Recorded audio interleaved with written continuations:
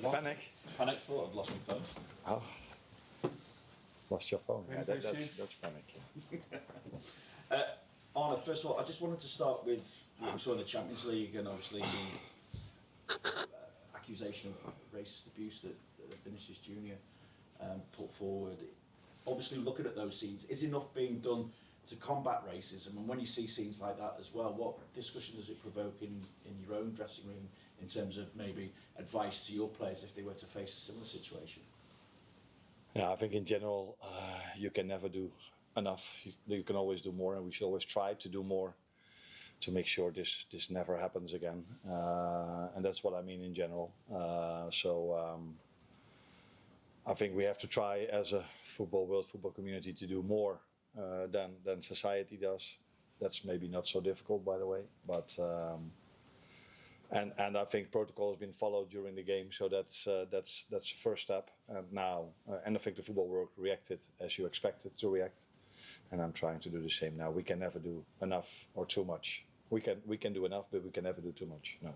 In terms of advice to your players if they were to face a similar situation? I would hope they act in a similar way, so immediately address it, and I would hope that the referee who's in charge then acts in the same way, because and then protocols need to be followed, and because it's under investigation I cannot say too much about that situation, but in general, as I said, we can never do too much. Obviously in the Premier League last night we saw how difficult it can be against anyone to take all 3 points. How much, though, when you look at your own form at the moment and another confidence boosting victory over Brighton, how much of a better place are you in now, do you think, compared to maybe a few weeks ago and after the defeat to Bournemouth? No, compared to a few weeks ago, I don't think a lot has changed. I think we've now from the last 19 games we've lost twice, and twice we've lost in extra time. And in my opinion, twice not. We did not deserve to lose both of those games. We didn't need yesterday to know how difficult it is to win a Premier League game. We've experienced this season already a lot of times, and I think all the teams experienced it. It is that's what made the Premier League nicer this season and last season. That it's much more competitive than probably 2, 3, 4, 5, 6 years ago. We've improved compared to 3 or 4 months ago, but I think I would even, as weird as it may sound, include the Bournemouth game, because apart from the goals we conceded, we had total control with dominance, created a lot of chances. And the same could be said in the second half about City. So we're in a much better place now than we were months ago, and there's a very simple reason for that. 2 more reasons, but the most simple 2 are how fit we are now compared with 3 or 4 months ago, and the second one is that we are much better in set pieces at the moment. When you say experienced it this season as well against Forest at home, and obviously now they're under different management, so what are your expectations? What kind of a test they can provide? Back then they were in a different management as well, because Sandijs was, I think, his 3rd, 4th game. I don't know exactly anymore, but that makes it sometimes a little bit more difficult, because we only have tonight to see if this manager changes personnel, changes tactics. The good thing is that there is still 1 game to be played before we play them, but and we of course know him because he worked last season in the Premier League as well. But usually you adapt to the players you have. Although managers have a preferred playing style, you take into account which players you have as well. So let's see. It has been a difficult game for us in the beginning of the season. Although, again, I'm going to say the same. First half hour was very, very good from us. Chance after chance. And then we conceded a set piece, and the game went completely the opposite way. So we know what we can expect if we play Forest, because I've played them 3 times already. Can I do a quick injury update with you, please? Jeremy. Quick is difficult, but... Do you want to take over? I'll leave it with you.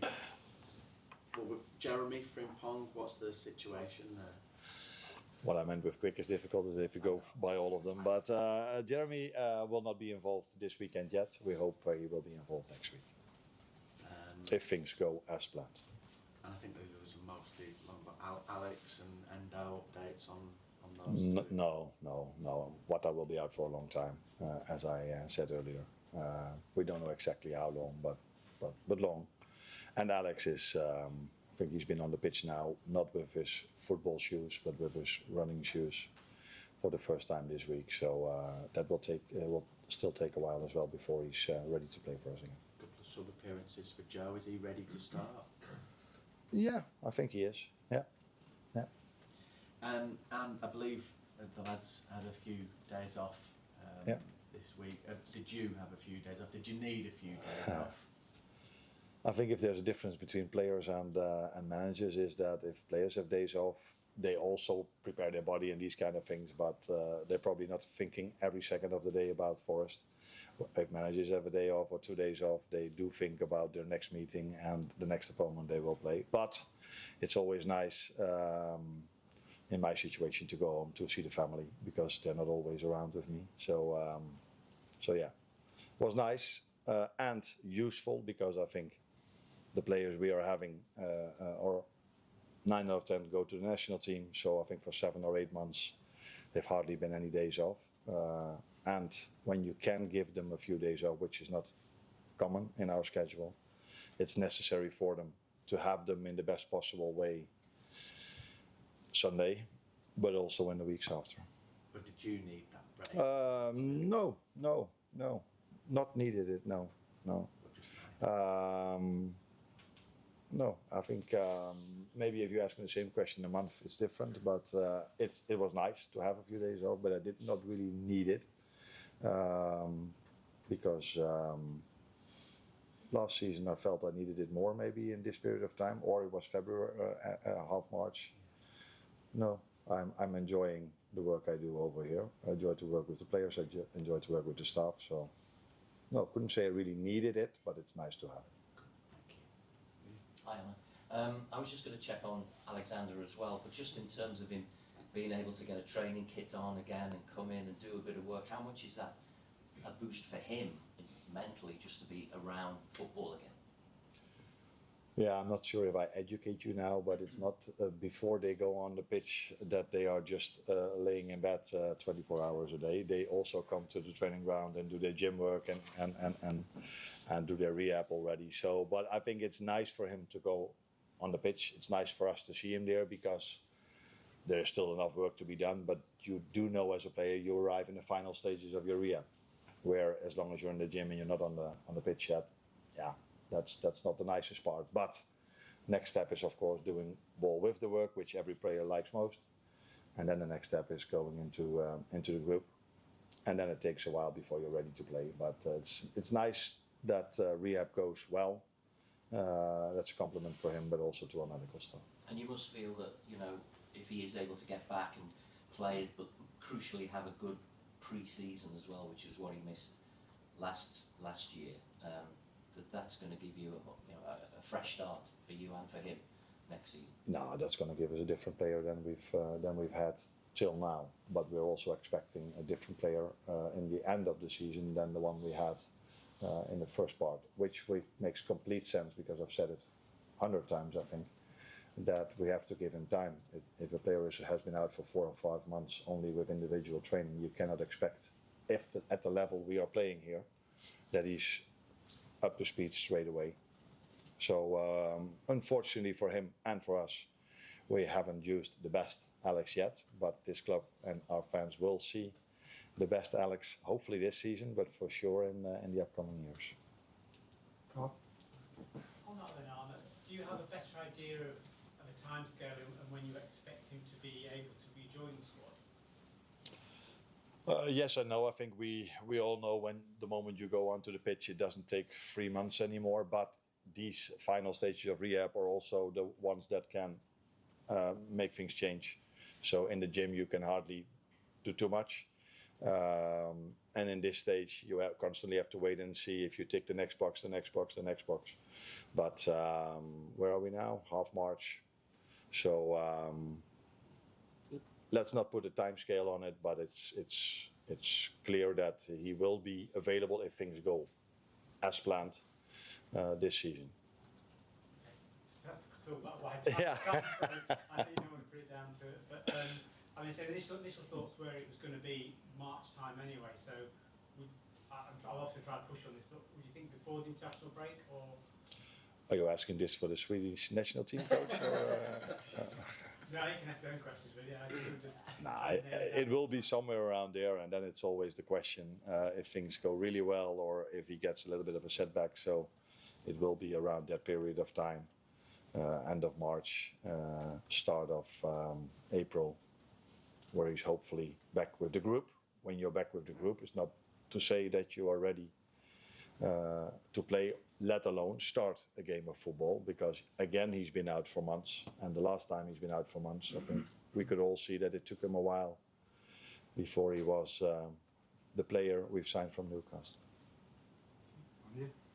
Hi Arne. Hi. Compared to other days, maybe, I underline maybe, you have plenty of options when planning the team, because you have Joe Gomez, perhaps Curtis Jones for the right back position. You rested Ryan Gravenberch against Brighton. So in this situation, where would you, or what is your plan to where would you play Dominic against Nottingham, given the fact that he formed a formidable pairing with McAllister and he reached 2-figure goals? First of all, the question is if he starts. And then if he starts, in which position he starts. Yeah. No, but I think, I'm not going to tell you now in which position he's going to play. I agree with you, he played a good game in the midfield. The week before he played a very good game as a fullback. And the week before that he played probably in another position where he played really well. He has played really well for us throughout the whole season in all the positions. And that's not a coincidence, because he's a good player. And a good player with all the qualities he has can play on multiple positions. And I have to find the right position for him, but also what's best for the team to play him. All right. Can I just ask about Georgie Ramadashvili, because I think there's maybe a little bit of surprise that he didn't play on Saturday. What sort of in terms of between now and the end of the season, do you envisage him getting sort of opportunities in the club, or is it just maybe waiting until he gets that chance if Alisson isn't available? For me, it wasn't a surprise, because last season we made a different choice, by the way, in the FA Cup. That's true, but usually, for me, the League Cup is for the second choice goalkeeper, and in the FA Cup, I just decide at the moment. And the first game he played, because Ali came also back from an injury, and I think Georgie needed a game, and maybe it was a bit too much for Ali at that moment of time to play another game. So I just judge it the same way as I judge the football players, the other 10. What is best for the team and for the individual. So, and in this situation, I decided to play Ali again, and which was of course also a disappointment for Georgie, because Georgie is a very good goalkeeper, has done really well for us when he had to come in for Ali when Ali was injured. But I think you could see at my lineup that I mainly played the starters, and that also means that I played the starter in goal. But how that will look in the next game, that I cannot tell you now. James? Arne, you mentioned the improvement in set pieces. It's been a couple of months, obviously, since there was the change in the coaching setup. Is it yourself having a bigger say in set piece routines? Is it Sipka or Giovanni? How's it working? No, I think I'm happy that you asked that question, because it would be very unfair to Aaron, who was partly responsible for that, because in the end I'm responsible for everything, so it's always my end responsibility. But we've been in that period of time so unlucky. We all knew that it couldn't go on like that, because we hardly gave away a chance in set pieces, but every ball went in, and we created multiple opportunities to score, and balls didn't go in. So that things go back to normal now is something which we expected, and Aaron had an analyst, and the two of them were mainly responsible for it. In the end, I'm responsible, but they did the work, and that hasn't changed. So Lewis does the main thing, the main work, if you would call it like this, and then we have a meeting together and we look at the last details, what we want. But in general, we did not change that much. We maybe made 1 or 2 slight changes, but we didn't change as much. What changed is things went back to normal. Because in the Premier League, when Aaron was with us, we were already very good. Oh, sorry, not in the Premier League, in the Champions League, we were already. I think we were number 1 in set pieces. So I would mainly say things went back to normal, and we've adjusted 1 or 2 small things. Are you still looking to bring someone else in, or are you happy with the way things are? At the moment, we're happy with the way things are, but as it is with players, we're always looking if we can strengthen either the staff or the squad. So we always keep our eyes open, but at this moment, I don't expect any change today or tomorrow. Hi Arne. Goal scoring has improved in recent weeks. I think it's 20 goals in the last 7 games and 9 consecutive games in which you've scored at least once, which is the best run of the season. Do you think anything in particular has changed, or is it just sometimes luck when it comes to shooting? I know you said a few weeks ago you agreed with some of the people who said that Liverpool weren't as entertaining as they could be. Do you think that that's also changed? I didn't agree with you if you put it that way, but the teams we faced weren't as entertaining as the teams we've recently maybe faced. So it will never be about us if a game is entertaining, yes or no. That is at least my take. We always try to press, we always try to bring the ball out from the back, we always want to entertain. That doesn't always, we don't always succeed in that. And if we don't, sometimes it's about us, because we just don't execute things well enough. But it's mainly because the teams we are facing don't want an entertaining game, which is completely fair. I'm not debating that or arguing that. I would probably do the same if I have to play Liverpool. But I think also there, which is a boring answer again, things go back to normal. So for such a large part of the season where we've lost games or drew games, we did not deserve at all to draw or lose that game. The amount of times that we've created so many chances, more than enough to score 1, 2 or 3 goals, has been a lot. And you could argue if we created so many chances against Brighton, but we scored 3. And sometimes that happens in the season as well, where it also happens that you create a lot and you don't score. So, but that last thing happened a bit too much with us. Things went a bit more back to normal, I think, recently. And you can see that now in the results as well. Thanks, Arne.